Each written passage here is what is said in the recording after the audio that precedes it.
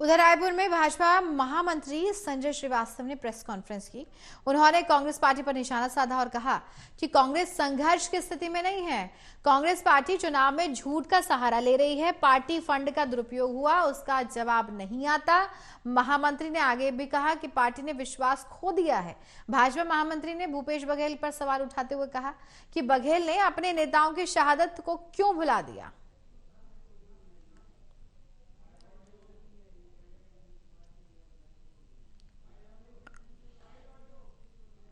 उस आधार पर जनता ने एक मौका दिया कांग्रेस को, लेकिन उन 5 वर्षों में क्या क्या कारनामे किए ये सबके सामने जगजाहिर है। और वो महल भी ढह गया क्योंकि उसकी नींव मजबूत नहीं थी। झूठ के आधार पर वो नींव रची गई थी, इसलिए वो ढह गई। और एक बार फिर से चौथी बार इस प्रदेश के अंदर में जनता के आशीर्वाद से भारतीय जनता पार्टी की सरकार बनी। एक कह सकते हैं कि जनता की सरकार बनी।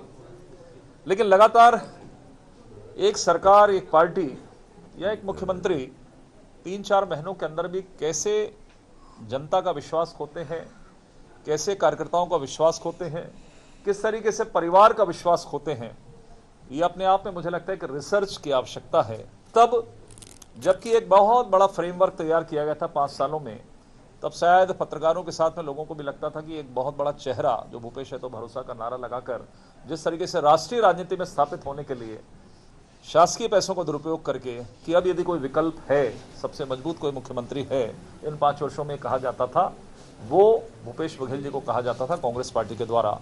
लेकिन किस तरीके से वो नींव इतनी कमजोर थी कि वो इस तरीके से चरमरा गई कि आज कांग्रेस जो है एक चुनाव ही नहीं बल्कि एक राजनीतिक पार्टी के रूप में संघर्ष करने की स्थिति में भी दिखाई नहीं दे रही है। और जब संघर्ष की स्थिति में नहीं है तो वो फिर से किस तरीके से झूठ का सहारा ले रहे हैं,